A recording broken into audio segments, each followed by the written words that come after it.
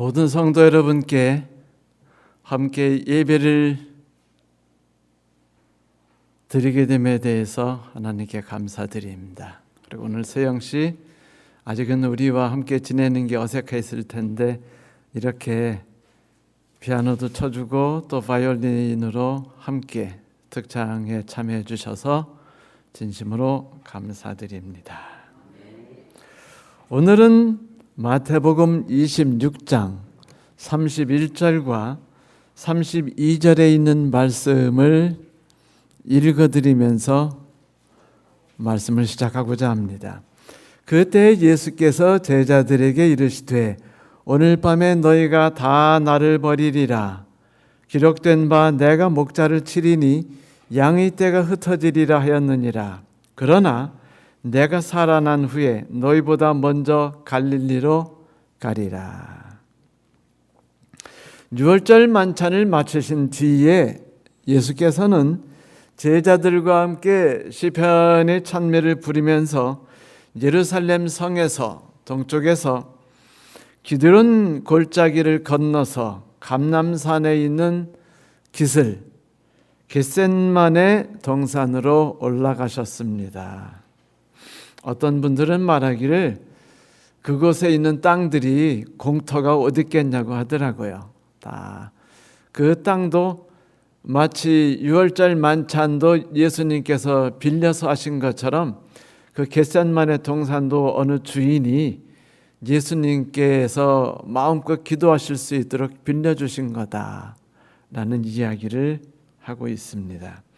겟셋마네는 감람산의 서쪽 기슬에 위치한 동산이라 예루살렘 동편 성문에서 보면 약 한 1.2km밖에 되지 않아요. 골짜기를 내려가서 올라가면 감람산이고 그를 쭉 따라 올라가면 그 경사면에 겟셋마네 동산이 있는 거죠. 겟셋마네라는 이름은 기름을 짜는 틀 혹은 기계라는 뜻을 가지고 있습니다. 아마도 이 언덕 감람산이라는 산 자체 이름이 그렇듯이 그 동산이 감람나무로 가득했고 올리브나무로, 특별히 그 겟셋마네라는 곳은 그 땅 주인이 거기에다가 그 땅을 털을 다져서 거기다 커다란 그 오일통을 만든 것 같아요. 올리브를 거기다 집어넣고 지지개 밟으면 기름이 흘러나오지 않습니까? 그 기름을 짜는 틀이 거기에 있었던 것이죠. 그런데 기름을 짜다 보니까 1년 내내 짤 필요는 없잖아요. 그러다 보니까 많은 경우에는 공터로 남았고 예수님께서 그 장소를 사용하지 않으셨나 생각합니다. 그리고 오늘 밤 예수께서는 힘겹게 홀로 그 기름통 안에서 발로 감람 열매를 밟으시면서 기름을 짜게 되실 거예요. 이제 우리 함께 눈을 들어서 주께서 기도로 하나님과 함께 씨름하셨던 겟셋마네로 향해 보겠습니다. 아마도 우리는 오늘 정말로 그곳에서 일어난 많은 여러 가지 이야기를 듣게 될 것 같아요. 여러분, 어린아이와 어른의 차이점들이 많지만은 대개 어린아이 그러면은 조금 어른보다는 단순하다. 그리고 순진한 구석이 있고 말을 함부로 숨기지 않고 다 내뱉는다는 그런 성향이 있는 것을 알 수 있죠. 저는 오늘 어린아이들이 적은 기도문 몇 개를 소개해 드리고자 합니다. 하나님, 저는 당신께서 만드신 석양을 지난 화요일 날 보기 전까지는 오렌지색이 보랏빛으로 바뀌는 것을 알지 못했답니다. 짱이에요. 사람들이 죽는 것을 허락하시고 또 새로운 사람을 만드시는 대신에 당신께서 기왕 이미 만드신 사람을 계속 두시는 건 어떤가요? 아마도 가인과 아벨에게 각기 자기 방이 있었으면 가인이 아벨을 죽이지 않았을 겁니다. 그래서 우리 엄마가 저와 제 남동생에게 방을 따로 주셨거든요. 만일 주일날 교회에서 저를 찾아오시면 제가 새로 산 신을 보여드릴게요. 제가 장담컨대 이 세상 모든 사람을 사랑하는 것은 정말 힘이 들어요. 우리 집 식구가 넷이 있거든요. 그런데 그들을 사랑하는 게 얼마나 힘든지 모르겠어요. 주님, 이쁜 남동생을 주셔서 감사합니다. 그런데 저는 아주 혼란스러워요. 왜냐하면 저는 이쁜 강아지를 달라고 기도했었거든요. 제 엄마를 위해서 새로운 아기 좀 보내주세요. 제발. 지난주에 보내주신 아기는 너무 많이 울어요. 이런 기도를 들으면 왠지 모르게 마음이 따뜻해지는 느낌을 받지 않으십니까? 어른이 아직 되지 않았다는 것이 이렇게나 행복하고 마음을 편안하게 하고 따뜻하게 할 수 있다는 것. 그래서 우리가 어린이 때를 많이 그리고 어릴 때 친구들이 그렇게 더 사랑스럽고 정이 가나 봅니다. 그런데 사람이 어릴 때를 벗어나서 점점 나이가 들어 어른이 되기 시작하면 조금씩 어린아이 때 가졌던 생각들을 버리게 돼요. 어른이 돼서 조금 아까 드렸던 기도를 하게 되면은요, 욕도 먹습니다. 바보라고 그래요. 곧 하나님에 대한 순수한 생각을 버리기 시작하고 어른처럼 좀 더 독립적이고 덜 의존적으로 살아가려고 하죠. 그리고 그런 삶이 어른답게 보이기도 해요. 그래서 뿌듯하기도 합니다. 오늘 우리가 함께 읽었던 성경 말씀은 이런 현상을 정확하게 이해하고 그것이 가지고 있는 문제점을 밝혀주려 하는 것이에요. 그리고 나아가 해결책을 제시하려 합니다. 그때 예수께서 이르시되 오늘 밤에 너희가 다 나를 버리리라. 기록된 바 내가 목자를 치리니 양의 떼가 흩어지리라 하였느니라. 그러나 내가 살아난 후에 너희보다 먼저 갈릴리로 가리라. 이런 성경 말씀을 읽으면은요, 좀 한글 성경책 말고 영어 성경책이나 원어 성경책 있으면 얼마나 좋을까. 그러면 성도 여러분이 이 말씀의 뜻을 얼마나 더 쉽고 빠르고 잘 이해할 수 있을까 하는 속상한 생각도 좀 들긴 합니다. 그날 밤 감람산 겟세마네로 제자들과 함께 올라가시면서 예수님께서는 제자들에게 다음과 같은 이야기를 하셨던 거예요. 조금 아까 말씀하셨던 이야기를. 여러분 알다시피 양떼의 특징이 뭐죠? 목자가 없으면 양이 아니다. 그죠? 죽은 목숨입니까? 그리고 자기의 특성을 다 잃어버려요. 자기의 결점이 다 살아나고 자기의 장점이 다 사라져버립니다. 그들은 각기 도망해서 뿔뿔이 흩어지게 돼 있어요. 예수께서는 스가랴서에 있는 말씀을 인용하시면서 곧 예수께서 십자가에 달려 돌아가시게 될 때 예수님의 제자들이 목자를 잃은 어린 양처럼 예수를 버리고 뿔뿔이 흩어져 도망가게 될 것을 예언해 주셨습니다. 얼마나 부끄럽고 창피하고 참 멋쩍은 사건입니까? 그렇지 않아요? 그 이야기 들었을 때 제자들이 무슨 생각했는지 한번 상상이 가십니까? 제 생각이 여러분 생각일지 모르겠어요.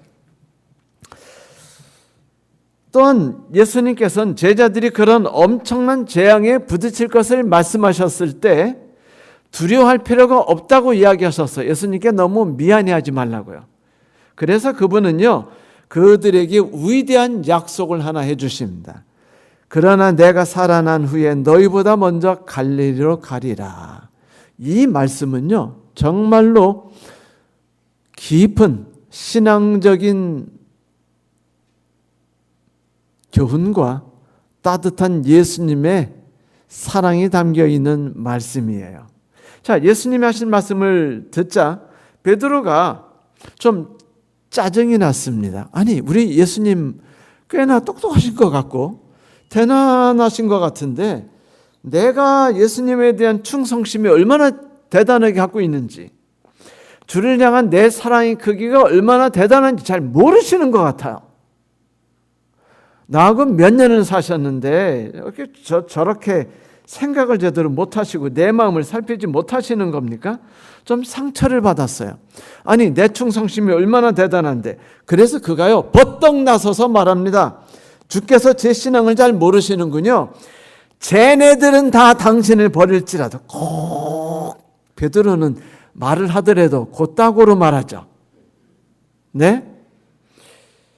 저는 언제까지나 주를 버리지 않을 것입니다. 이것이 제가 저 친구들보다 나은 거죠. 엄마야.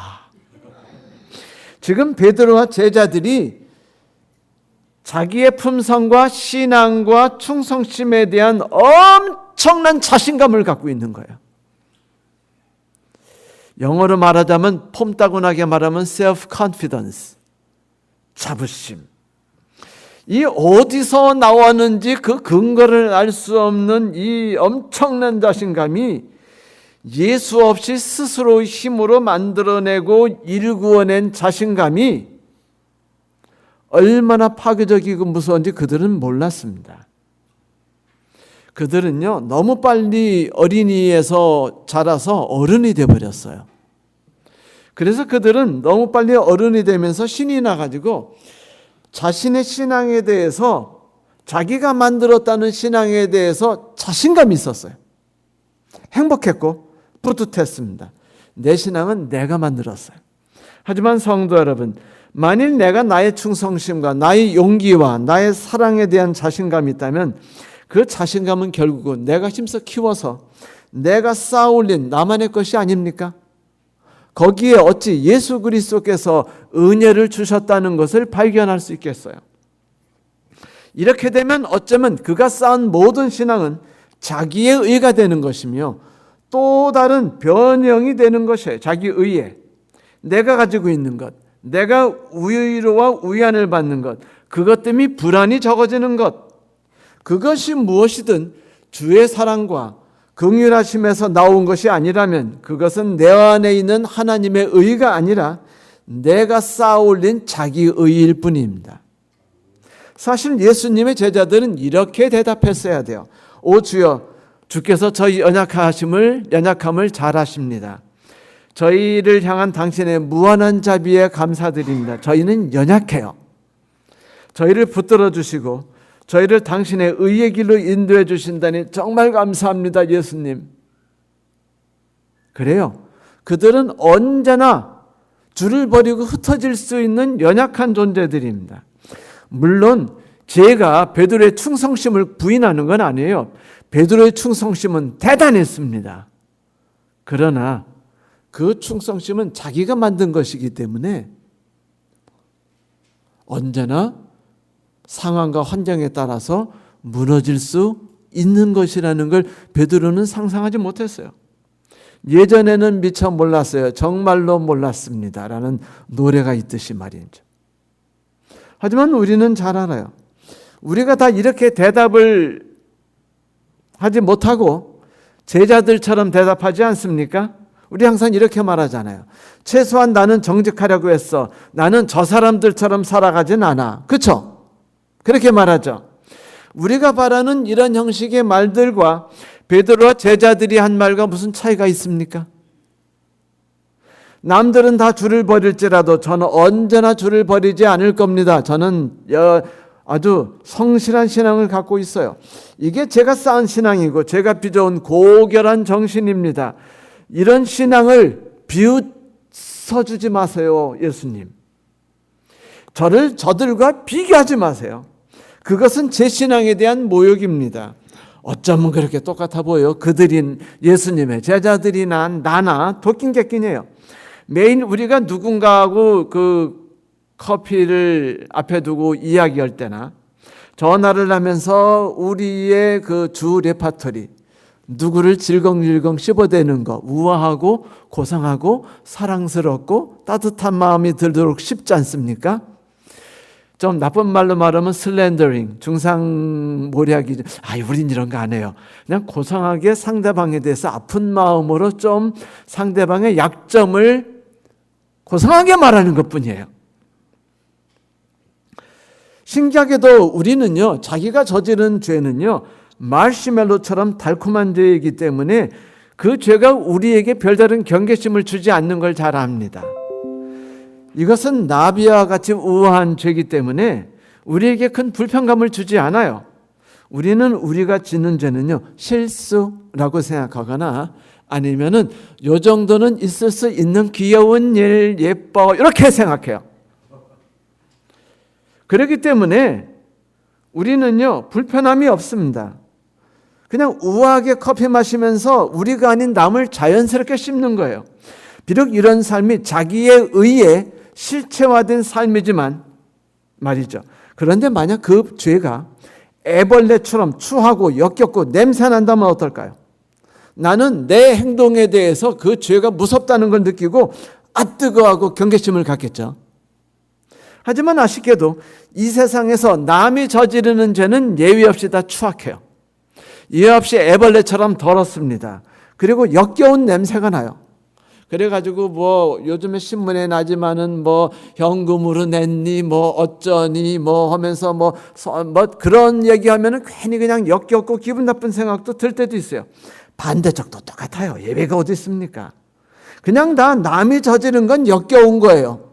근데 신기하게 내가 저지르는 죄는요, 실수이고 귀여운 거고 사랑스러운 거고 마음이 아픈 겁니다. 현혹된 것뿐이에요. 물론 그들이 예수를 죽도록 사랑한 건 사실입니다. 하지만 그들에게서 더 중요한 건 하나님의 능력과 사랑하심을 바라볼 수 있는 눈이었지, 그들 자신의 얼마나 강한가가 아니에요. 그들은 오히려 자신의 연약성과 죄성을 깨닫고 겸손하게 주 앞에 엎드리는 것만을 했어야만 합니다. 나는 양이야 라고 생각해야 돼요. 그런데 그들은 뭐라고 했어요? 이제 하나님이 저를 많이 키우셨잖아요. 저도 이제 교회에서 집사입니다. 집사.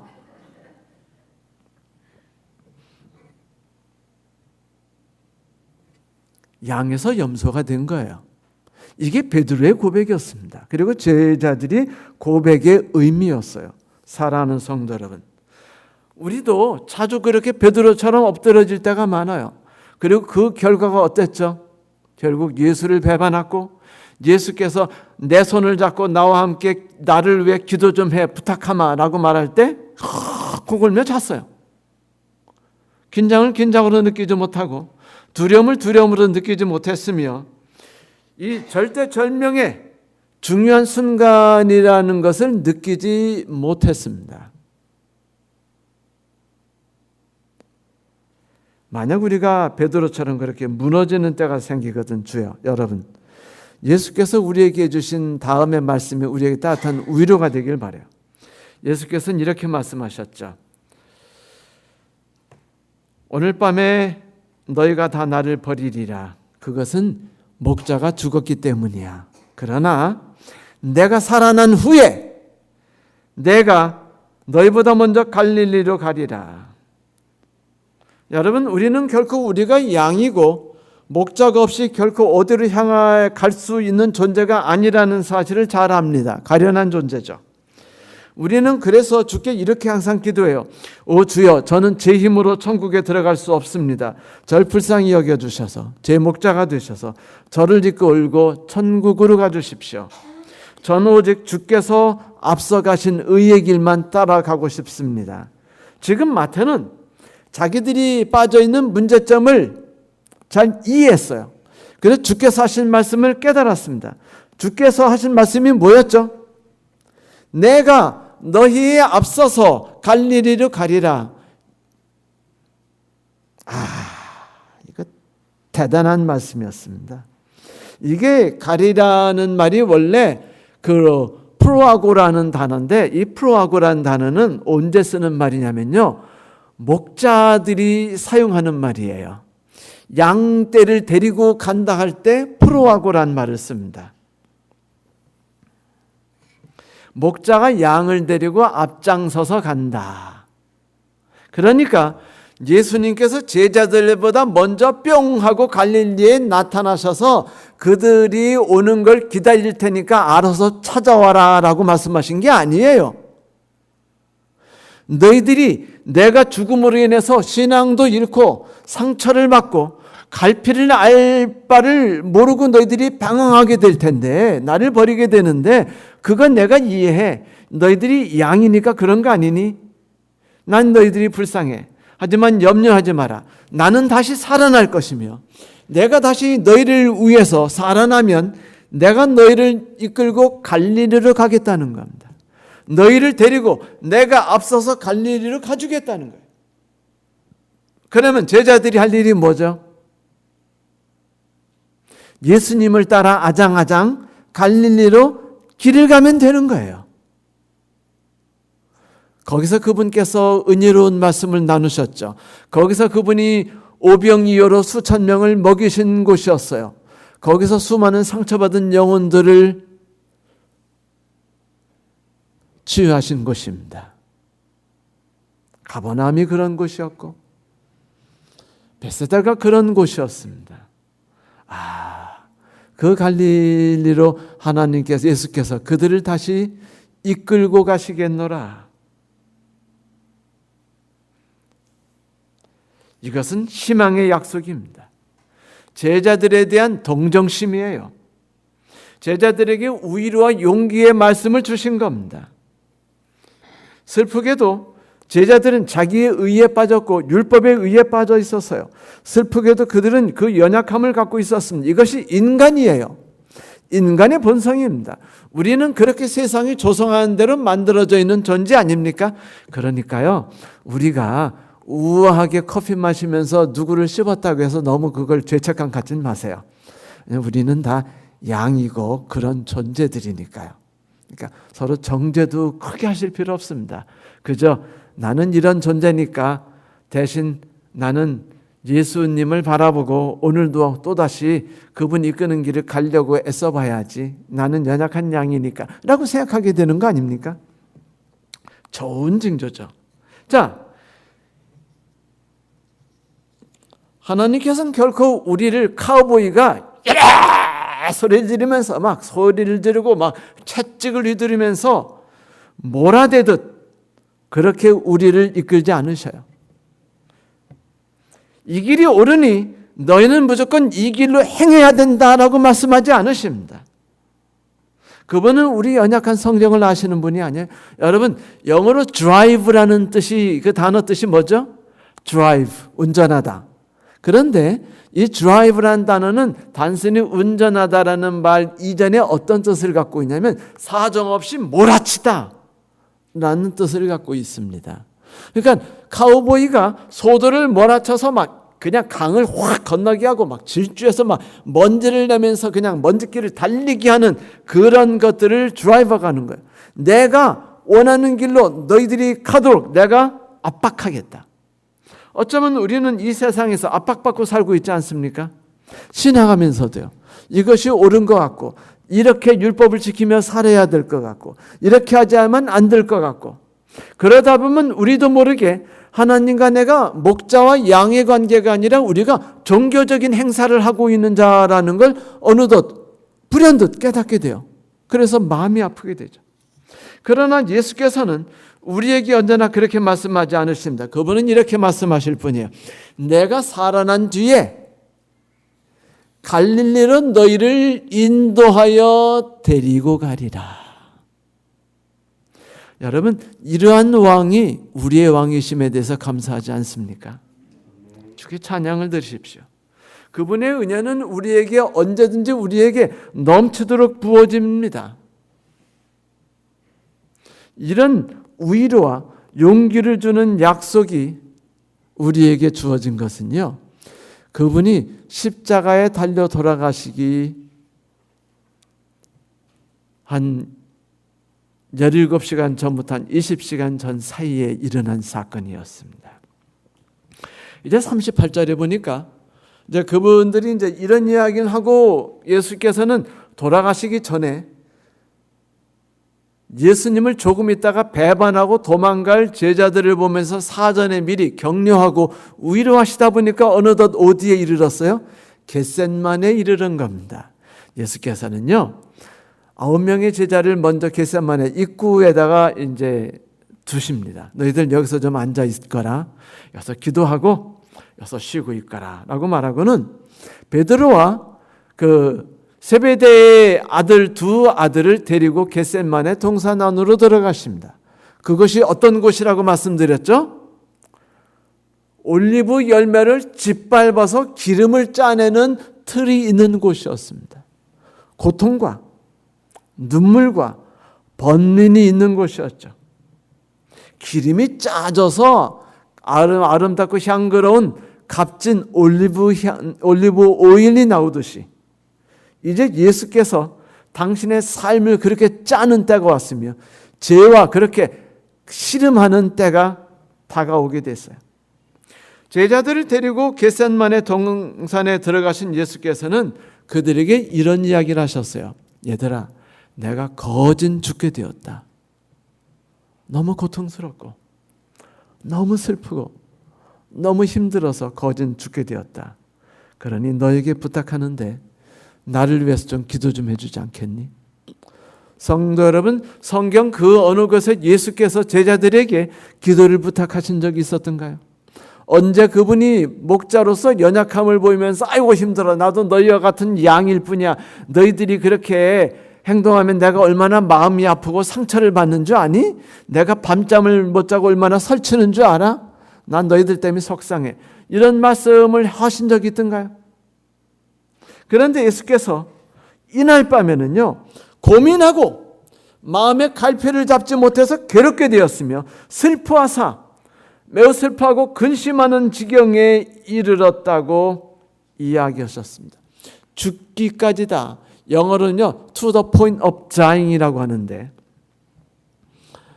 그 정점에 이르렀다는 것, 거의 죽을 지경에 이르도록 힘든 상태가 지금 이미 예수를 찾아왔어요. 어떤 사람들은 생각하죠. 십자가의 고통이 컸을까요? 아니면 겟셋마네 동산에서의 고통이 컸을까요?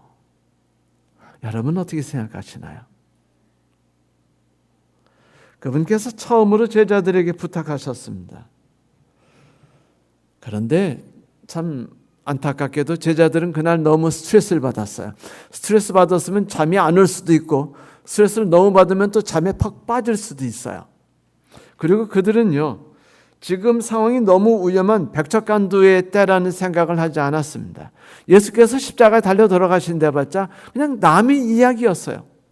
그래서 예수께서 기도를 하셨을 때 예수님께서 나에게 기도를 부탁하시다니 얼마나 힘드시면 지금 저렇게 기도를 부탁하셨을까? 예수께서 십자가에 달려 돌아가신다는 게 무슨 뜻일까? 상상을 하지 않은 겁니다. 아예 거기 마음을 쏟으려 하지도 않았어요. 결국 예수께서는 그 힘든 일, 6,000년 동안이나 쌓여온 모든 죄악과 맞서 싸우시고 그 죄 아래에서 신음하여 죽어가는 모든 백성을 위해서 자신을 드리는 결심을 하기 위해서 자신과 싸우는 일을 홀로 하셔야만 했습니다. 홀로 올리브틀을 짓밟으신 거죠. 거기에 대해서 성경에 이런 말씀이 있어요. 만민 가운데 나와 함께한 자가 없이 내가 홀로 포도즙 틀을 밟았는데 내가 노함으로 말미암아 무리를 밟았고 분함으로 말미암아 짓밟았으므로 그들의 선혈이 내 옷에 튀어 내 의복을 다 더럽혔음이니 이는 내 원수 갚는 날이 내 마음에 있고 내가 구속할 때가 왔으나 내가 본즉 도와주는 자가 없고 붙들어주는 자도 없으므로 이상히 여겨 내 팔이 나를 구원하며 내 분이 나를 붙들었습니다. 성도 여러분, 우리의 왕 예수께서 우리와 함께 인간이 되셨어요. 그래서 그 연약함을 몸소 체험하셨고 그 갈등을 몸소 체험하셨고 그 죄와 몸소 싸우셨으며 이제 십자가에 달려 돌아가시게 되었을 때 인간이신지라 그것을 회피하고 싶었으며 그것을 싫어하셨고 가능하면 십자가를 지고 싶지 않다는 생각을 끊임없이 하시게 되었습니다. 그때 그 밤에 그분의 기도가 얼마나 강렬한 것이었을까요? 제가 여러분에게 오늘 사진 한 장을 보여드릴 텐데 이제 장로님께서 사진 한 장 보여주실 것입니다.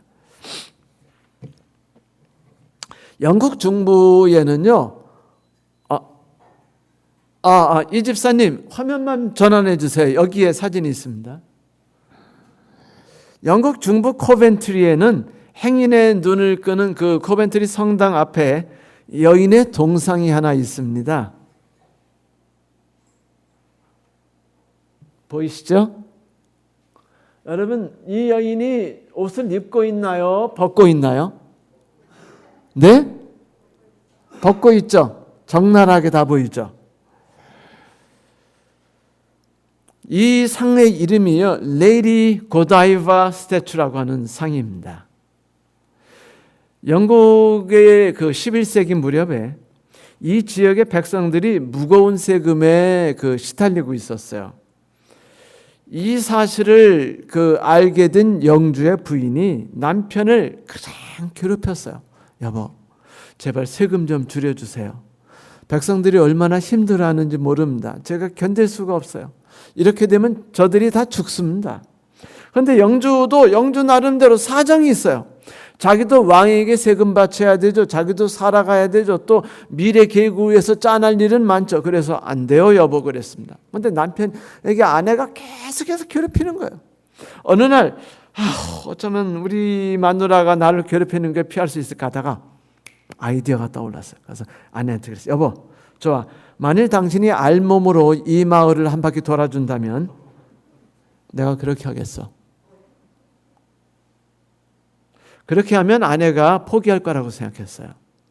그런데 그 다음 날 영주의 부인이요, 눈물을 흘리면서 자기를 전송하는 시녀들과 시종을 뒤에 두고 알몸 발가벗은 채 말등에 올라타서 마을을 한 바퀴 돌았습니다.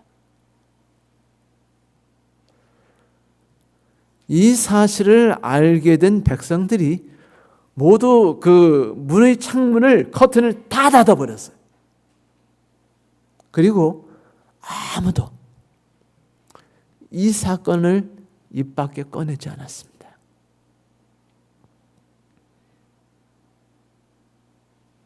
그런데 여러분, 이 일이 있기 전 그날 밤, 전날 밤, 그녀가 겪었을 고통에 대해서 상상할 수 있습니까? 그 결심이 쉬웠을까요? 밤새 고민했겠지 않습니까? 잠도 자지 못하고. 그녀가 알몸으로 온 동네를 돌았을 때 겪을 수치와 그 번민, 상처를, 여러분, 그것이 얼마나 크겠어요? 자기 자식들, 그리고 남편의 위험도 다 날아가는 거예요. 온 동네에 이런 있을 수 없는 사건이 터지면은요, 이것으로 인해서 어쩌면 수치와 모멸만이 아니라 마녀 사냥도 당할 수 있는 아주 중대한 사건입니다. 그런데 그 전날 밤 그녀가 평생 잊지 못할 고통의 씨름을 했지요. 그리고 그녀는 그 고통스러운 가장 힘들었던 밤을 지낸 뒤에 결심하고 다음 날 아침에 말을 타고 마을을 돌았습니다. 여러분, 벌거벗은 채 말을 타고 마을을 도는 것은요, 그때 시작한 것이 아니라 그 전날 밤에 시작한 겁니다. 그 마음의 고통은 이미 밤에 있었고, 가슴이 찢어지는 것도 밤에 있었으며, 고통스러운 것도 밤에 있었던 것이에요. 이 일이 있게 되도록 한 남편에 대한 미움도 그때 있었고, 불쌍한 백성들을 위해서 내 일을 해야 되는가라는 갈등도 거기에 있었으며, 그들을 위해서 내가 해야겠다는 결심도 그날 밤에 있었습니다. 똑같이 예수께서 겪으셨던 33년이라는 인생 중에서 가장 고통스러웠던 시간은요, 바로 겟셋마네 동산에서의 그날 밤 기도의 시간이었습니다.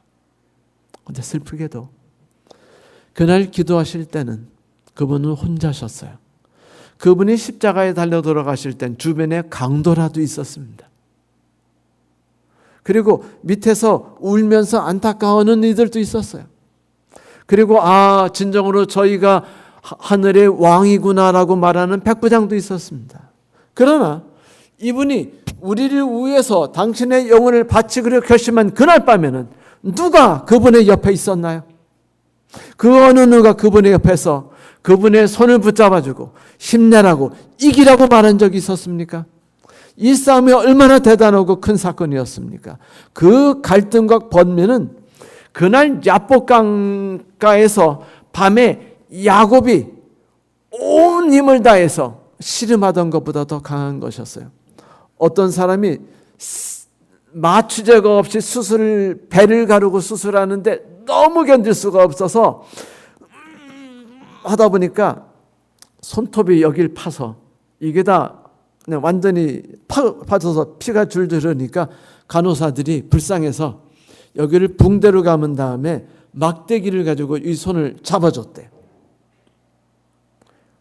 얼마나 몸에 힘을 주는지 수술을 하고 뭔가를 만지려면 이 몸 안에 있는 근육들이 너무 세게 붙잡아가지고 어떤 손을 댈 수 없도록 그런 갈등과 그런 고통과 그런 번민,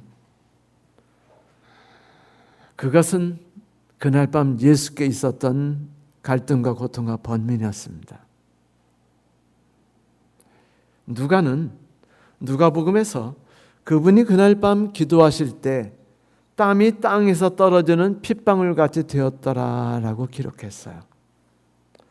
여러분, 기도하실 때 땀이 핏방울처럼 떨어진다? 그때가 3월이었죠. 그날 밤은 이른 봄 늦은 밤이었기 때문에 아마도 지금 온도로 본다면 영상 6도부터 영상 10도 사이 밤이에요. 어쩌면 더 쳤었다면 그 아래로 떨어졌겠죠. 서늘한 밤이에요. 그런데 기도하는데 땀이 핏방울처럼 흐른다? 상상이 가십니까? 얼마나 애타게 기도했고 얼마나 간절하게 기도했고 그 갈등과 번민이 얼마나 컸으면 그분의 마음과 영혼과 신체가 얼마나 격동을 치렀으면 피땀을 흘렸을까요? 저는 우리 모든 성도들이 항상 그 시간과 그 장소를 기억하시게 되기를 간절히 소망해요. 그 모습을 상상하면서 내 죄가 사라지고 나의 모든 삶의 죄가 용서받는다는 것에 위해서 우리의 왕 예수께서 얼마나 큰 고통을 치르셨는지 우리가 상상해 보기를 소망합니다. 그분의 고통과 그분의 눈물과 그분의 결정과 호소와 피땀으로 우리가 오늘 하루 햇빛을 맞게 됐어요. 당신의 말씀과 그 기도 속에서 우리는 희망의 샘물을 마시게 되었죠. 성도 여러분, 아름다운 음악을 듣는다는 건 행복한 일이죠. 얼마 전에 제가 베토벤의 교향곡 7번 교향곡을 들었어요. 베토벤의 교향곡 중에 가장 활기차고 그 아름다운 교향곡이 7번 교향곡이라 제가 꽤 사랑합니다. 그래서 이제 행복하게 교향곡을 듣는데 우연히 이렇게 지휘자가 이게 클로즈업 되는 걸 봤는데 얼굴에서 비오듯 땀이 흘러요. 그제서 제가 알았어요. 이런 밝고 경쾌하고 아름다운 음악이 들려지기 위해서 지휘자와 연주자가 얼마나 한 땀을 흘리고 있는지. 그래서 제가 많은 고마움을 느꼈습니다. 아울러 그 지휘자가 80세가 훨씬 넘는 나이였는데 우리를 위해서 아름다운 음악을 위해서 그렇게 힘들게 땀을 흘리면서 애쓰는 모습에 감사했어요. 저는 동일한 이유로 우리 주 예수께 우리 모두가 큰 감사와 찬송을 드리게 되기를 간절히 소망합니다. 아멘이에요. 할렐루야입니다. 자, 여러분, 그분이 두려워하셨던 죽음과 희생이 얼마나 대단한 것이었나요? 그분은 십자가 위에서의 죽음은요, 성경에 많이 언급됐는데 사실 그것은 아담과 하와가 에덴 동산에서 하나님의 의존함을 버리고 자기 힘으로 살기로 결심했을 때 그들에게 죽음이 찾아왔었죠. 그때 예수께서 그들을 위해서 대신 죽으심을 대가로 해서 그들 목숨이 살아났지 않습니까? 그때 그들을 대신해서 양이 죽임을 당했죠. 아브라함과 하나님께서 언약을 주셨을 때 그들을 아브라함을 통해서 위대하신 예수께서 인류를 위해서 십자가에 달려 돌아가신다는 약속이 주어졌죠. 그때 그 약속을 위해 흘려진 피가 예수님의 피였습니다. 모세가 이집트에서 노예되었던 백성들을 그 무섭고 치가 떨리는 노예 상태에서 구원해낼 때 그날 밤에 양이 한 마리가 죽어서 문설주에 뿌려졌을 때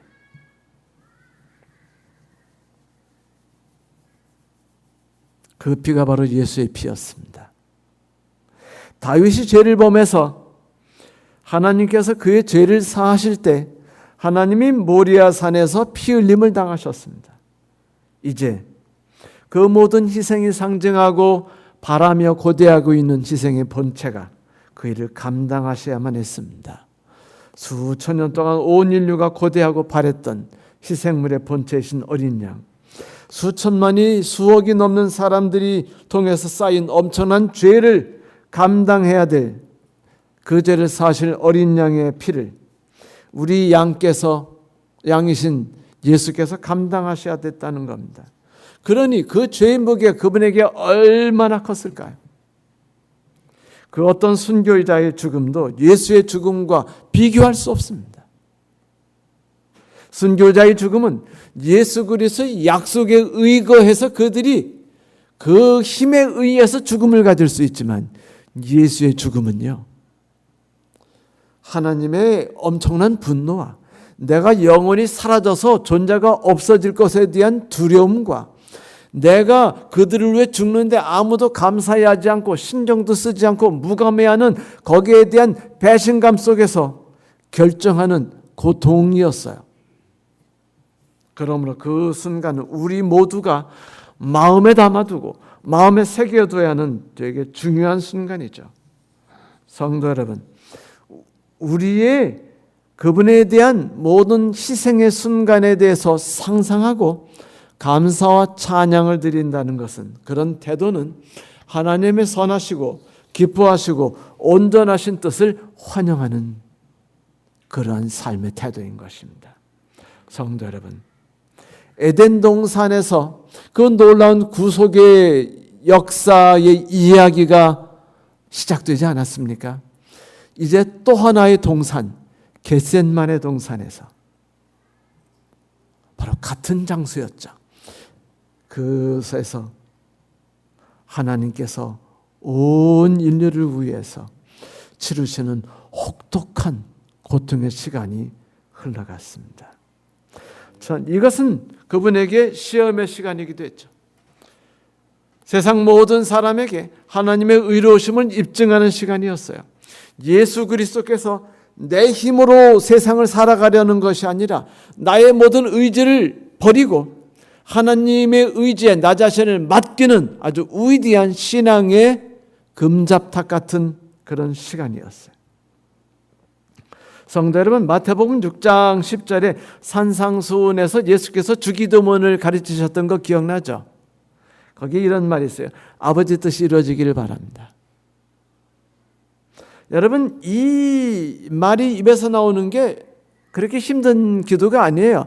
아버지 뜻이 이루어지기를 바랍니다. 하지만 여러분, 내가 오늘 부딪히는 삶 속에서 아버지의 뜻이 내 삶을 통해 이루어지기를 바랍니다라고 기도하는 게 얼마나 힘든 줄 아세요? 예수께서는 지금 아버지의 뜻이 이루어지기를 바랍니다라고 기도했어요. 그분이 아버지여 제발 바라는데 이 잔이 내가 피할 수 있으면 피하게 해주세요. 그때 그 순간에 이집트 노예 생활을 하던 이스라엘 백성들은요, 문 안에서 천사가 자기 문 앞을 통과하기를, 피하기를 얼마나 안타까운 마음으로 졸이면서 바라봤을까요? 바로 그 장면을, 그 순간에 예수 그리스도께서는 아버지여 제발 내가 이 피를 흘리지 않고 지나갈 수 있는 일이 있다면 그 일을 하게 해 주시옵소서라고 기도합니다. 아주 긴 시간 동안, 오랫동안 기도해요. 아버지, 내가 피할 수 있다면.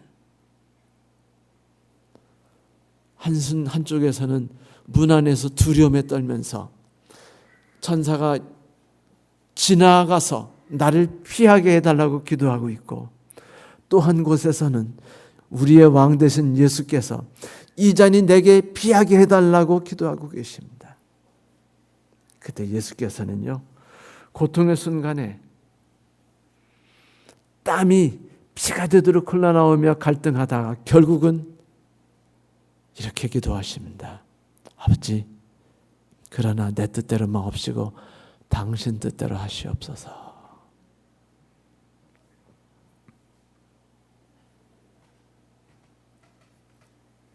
그것은 내가 무너지는 것입니다.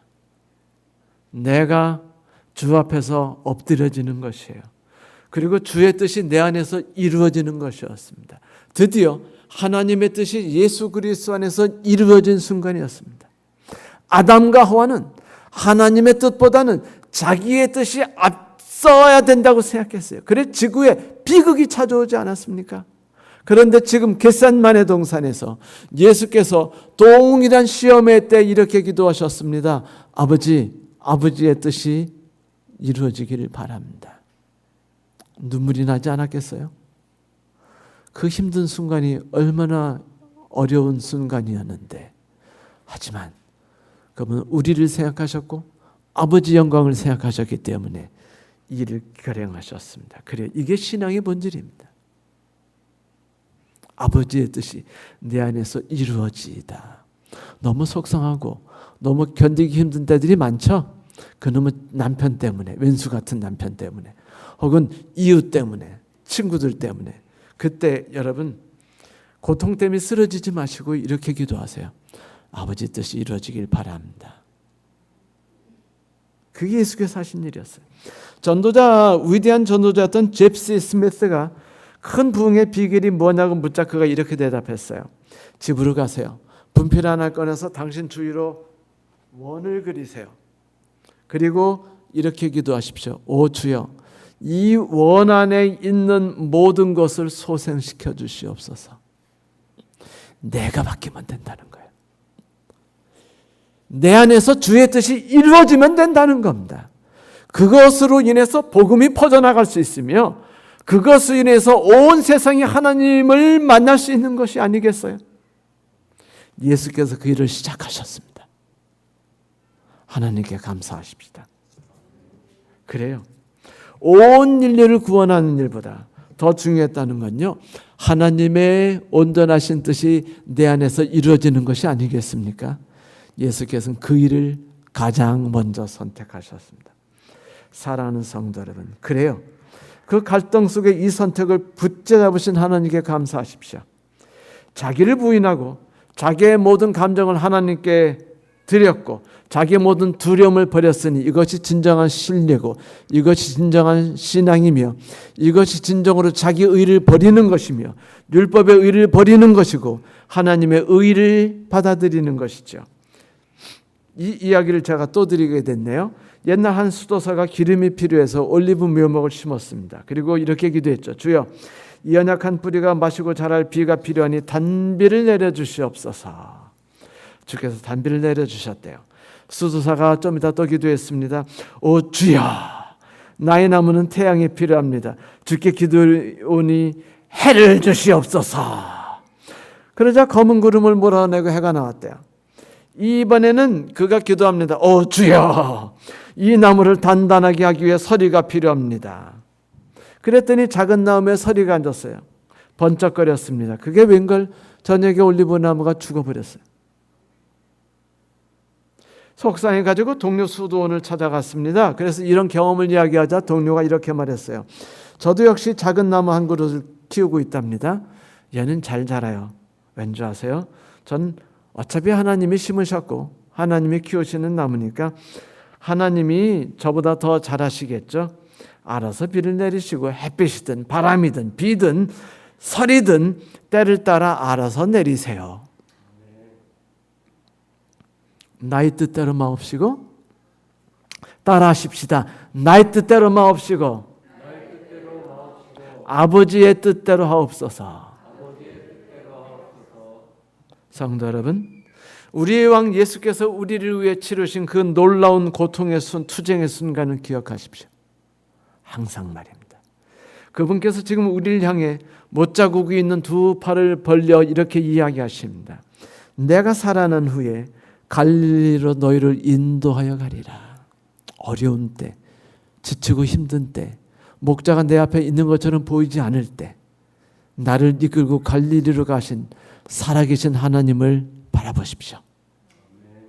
이 말씀을 따라 오늘도 주를 의지하고 그분의 사랑을 의지해서 우리의 갈 마음이 있으십니까? 네, 그렇다면 우리가 아멘 하심으로 주께 우리의 사랑을 보여드리게 되길 바랍니다. 아멘.